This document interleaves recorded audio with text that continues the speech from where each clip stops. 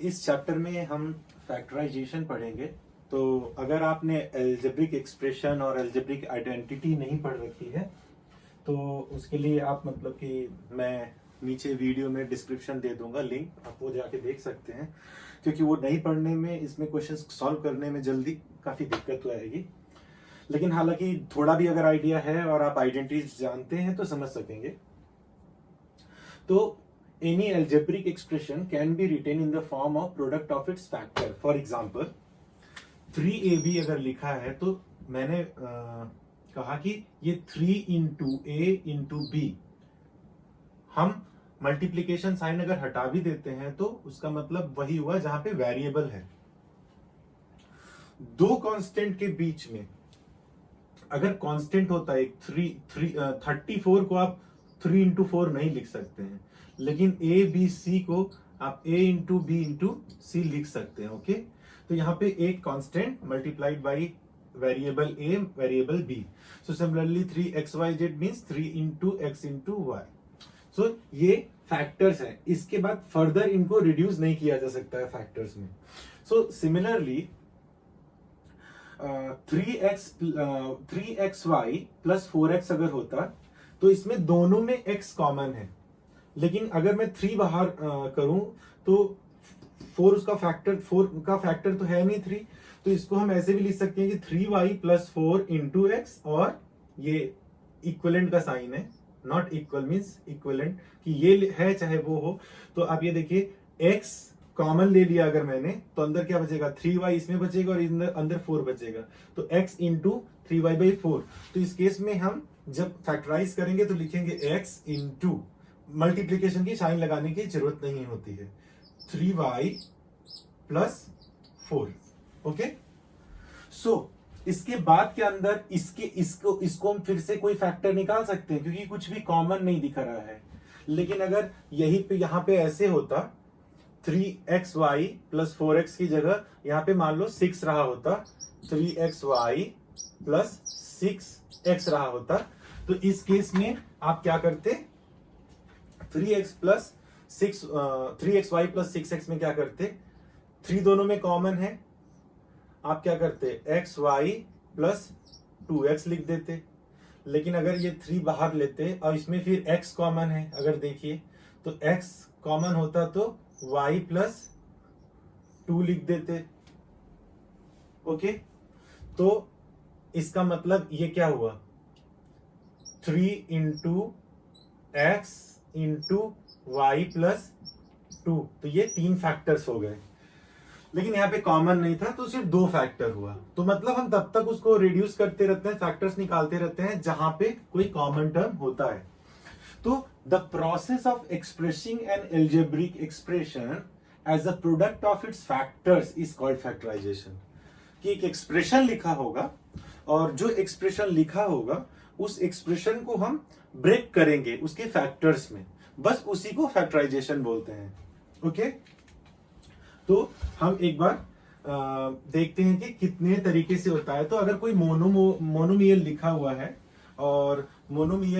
है और उसका हमें फैक्टराइज करना है फॉर एग्जांपल, तो हम कैसे करेंगे ये देखेंगे, और उसके साथ देखेंगे कि जब कॉम्प्लेक्स एक्सप्रेशंस हों तो कौन कौन से प्रोसेस हम यूज करेंगे। तो अलग अलग प्रोसेस होता है, लेकिन ओवरऑल आपको प्रोसेसेस नहीं याद रखने होते हैं। अगर आपकी प्रैक्टिस है तो आप देखेंगे और सॉल्व कर लेंगे। फॉर एग्जांपल अगर मैं बोलूं कि x³ y² z है और बोला है फैक्टराइज करने का, तो ये तो मोनोमियल है। मोनोमियल में तो आप कुछ करेंगे नहीं, ठीक है। आप बोलेंगे कि एक x है, x³ है, y² है, z है, फिर फर्दर आप ब्रेक करेंगे x into x into x into y into z, यही फैक्टराइजेशन है। लेकिन अगर पॉलिनोमियल होता है तो उसको फैक्टराइजेशन करने में कई मेथड होते हैं। जैसे for example factorisation by taking common terms हम देखते हैं, कॉमन फैक्टर्स।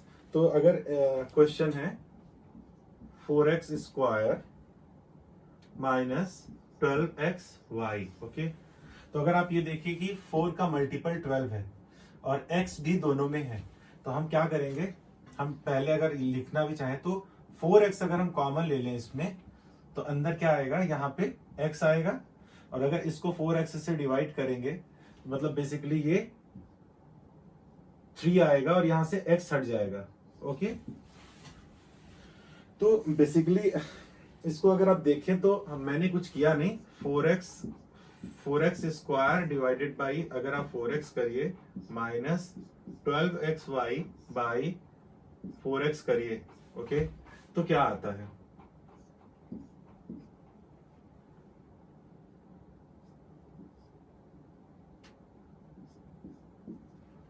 तो ये x स्क्वायर हटा दिया ऊपर का, ये 4 कट गया, और यहाँ पे 4 इंटू 3 विल बी 12, x को x कट गया, यहाँ पे y बचा, तो ऊपर क्या बचा, x माइनस 3y। ओके, तो बेसिकली इसको हम ऐसे लिख सकते हैं, इसको हम बोलते हैं कि टेकिंग कॉमन फैक्टर्स। तो अगर एक अगला क्वेश्चन में लिखूं कि 16a square b cube plus 24 a cube b to the power 4 minus 28 a cube b square, मैं ऊपर डिलीट कर देता हूं। अब यहां पे अगर आप देखें ध्यान से, तो एक चीज है, 4 4 जा 16, 4 6 जा 24, 4 7 जा 28, बट और कोई कॉमन फैक्टर नहीं है इन तीनों कांस्टेंट के लिए। ओके, फॉर एग्जांपल 8 है इसके लिए, 8 2 जा 16, 8 3 जा 24, okay, but 8 into 4 will be 32, सो 28 नहीं आएगा, तो हम 4 लेते हैं कि कांस्टेंट तो 4 होगा। अब देखते हैं कि a सब में है, अच्छा a स्क्वायर है, तो देखिए इसमें a क्यूब है, उसमें a क्यूब है, तो a क्यूब क्या होता है, a into a means a square into a, तो a स्क्वायर सब में कॉमन है, हम a स्क्वायर कॉमन ले लेंगे, वो भी ले लेंगे। ओके, अब देखते हैं कि b का देखें, तो इसमें b क्यूब है, इसमें b टू द पावर 4 है, लेकिन उसमें b स्क्वायर है, तो जो सबसे मिनिमम ऑर्डर है हम b का वो ले लेते हैं। तो हमने कांस्टेंट लिया 4, a स्क्वायर लिया और b का स्क्वायर लिया कॉमन। ओके, अब ब्रैकेट लगाया, यहां पे 4 into 4 will be 16, a square हमने बाहर ले रखा है, b स्क्वायर बाहर ले रखा है, तो ये b क्यूब है ना, तो यहां क्या आएगा 4b। Okay, plus 4 into 6 will be 24, so 6, a square बाहर है तो यहां पे a आएगा, b टू द पावर 4 है, तो b टू द पावर 4 है, तो यहां पे b स्क्वायर कॉमन है, तो ये b स्क्वायर यहां आ जाएगा। Okay, minus 4 into 7 will be minus 28, 4, तो ये माइनस साइन हमने एज इट इज रखा है, तो यहाँ पे 7, a स्क्वायर बाहर है, तो यहाँ पे सिर्फ a आएगा क्योंकि a क्यूब था, और b स्क्वायर हमने बाहर रखा है तो कुछ नहीं आएगा। अब ये कॉमन ले लिया हमने, अब ये दो फैक्टर्स में सेपरेट कर लिया हमने। तो इस तरीके से common factorisation by common factors हमने ऐसे किया, बट इन जनरल ऐसे हमेशा नहीं होगा, तो रीग्रुपिंग भी हमें करनी पड़ेगी और आगे देखते हैं। तो अब दूसरा मेथड देखते हैं। ओके, ऐसे एक एक्सप्रेशन लिखा है और हम रीग्रुप करें, तो रीग्रुप करते वक्त किस तरीके से हम इसको सॉल्व करेंगे। तो रीग्रुप में मतलब कि हम कोई भी ग्रुप बनाए जिसमें कुछ कॉमन दिखे, और उसके बाद दो का ग्रुप बनाए, दो का, और उसके बाद फर्दर देखें। तो हम पहले प्रोसेस देखते हैं कि कैसे करते हैं।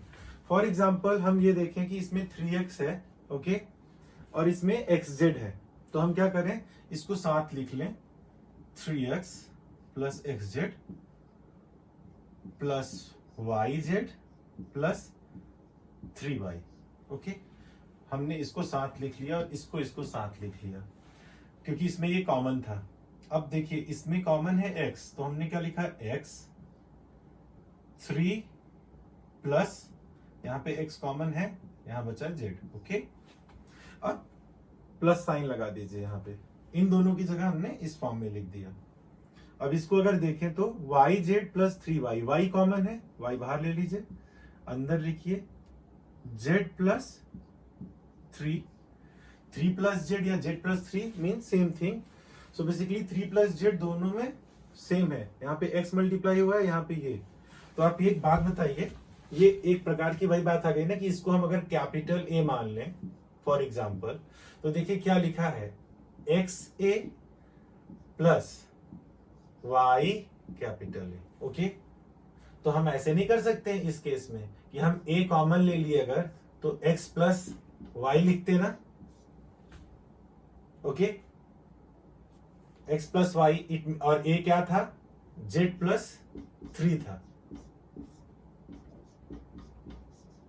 ओके, तो इसको हम इस फॉर्म में लिख देंगे,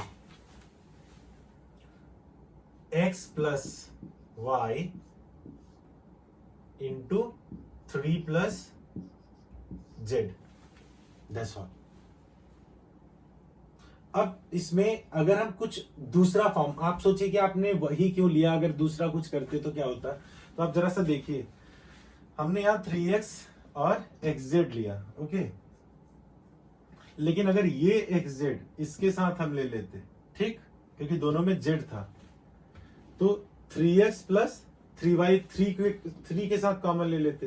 तो एक बार ये देखिए कि अगर हम 3x प्लस 3y लिखते साथ में और प्लस yz प्लस xz लिखते साथ में, यहां पे 3 कॉमन लेते, तो अंदर क्या आता, x प्लस y, यहां पे क्या कॉमन आता, z, अंदर क्या आता, y plus x, y plus x plus y दोनों में आया, x प्लस y कॉमन है और 3 प्लस z।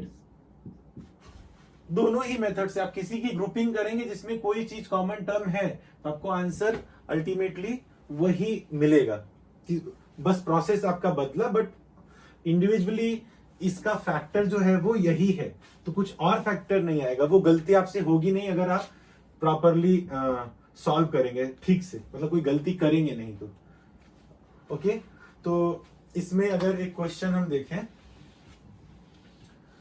कि इसी तरीके से एक क्वेश्चन भी लगा लेते हैं प्रैक्टिस के लिए, तो एक मात्र एग्जांपल था कि लिखा हुआ है solve 2mn minus 6 kp, okay, plus 4np minus 3mk। Okay, तो यहां पे अगर आप देखें तो इसमें mn है, ओके, इसमें mn नहीं है, यहां पे n है और यहां पे m है, ठीक। तो इसमें k है, इसमें k है, तो हम इसको न लेके पहले इसको ले लेते हैं, ठीक। आप किसी भी फॉर्म से लेंगे, दोनों का आंसर सेम आएगा। तो मैं दोनों तरफ से सॉल्व करके दिखा देता हूं। 2mn के साथ आपने मान लीजिए 4np ले लिया, okay, minus 6kp minus 3mk। Okay, इसको अगर सॉल्व करें, यहां पे 2 तो दोनों में कॉमन है, ओके, और n कॉमन है, तो 2n आप बाहर ले लिए, तो 2n अगर बाहर ले लिए इससे, तो क्या बचा, सिर्फ m बचा, ओके, और यहां पे 2 बचा, क्योंकि 2 ही सिर्फ आपने लिया है, तो यहां पे बचा 2p, ओके। अब यहां पे -3 अगर मैं कॉमन ले लूं और केस का कॉमन ले लूं, तो जरा देखिए -3 के कॉमन लेने पे क्या होगा, अंदर बचेगा सिर्फ 2p। जरा देखिए -3 के को अगर 2p में मल्टीप्लाई करेंगे तो -3 इंटू 2 -6 हो जाएगा, और k p मल्टीप्लाई होकर -6 kp हो जाएगा। ओके, और यहाँ पे अब प्लस आएगा क्योंकि -3 के कॉमन लिया है आपने। ओके, तो प्लस m। ओके, तो आप जरा देखिए m प्लस 2p दोनों में कॉमन है, तो हम इसको क्या लिखेंगे, m plus 2p, okay, into 2n minus 3k। अब अगर आप दूसरे के साथ लिए होते तब भी यही चीज होती। अब मैं देखता हूं 2mn माइनस 3mk अगर मैंने लिया होता, और यहां पे क्या लिया होता, सॉरी मतलब ग्रुपिंग दूसरे तरह से करते, -6kp प्लस 4np। ओके, तो देखिए यहाँ पे 2 और 3 के बीच में तो कोई कुछ कॉमन नहीं है, तो हम सिर्फ m ले सकते हैं बाहर, तो हमने m ले लिया और लिखा 2n, और यहाँ पे क्या बचा -3k। तो यहाँ पे अगर आप -2 कॉमन लीजिए, -2p, तो अंदर क्या बचेगा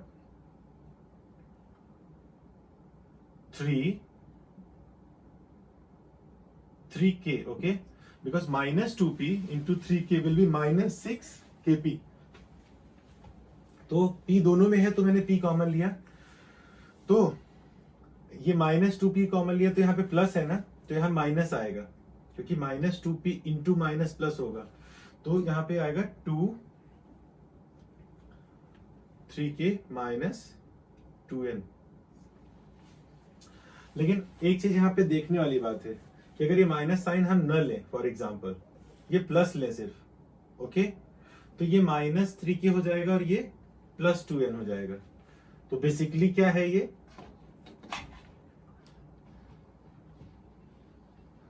ये है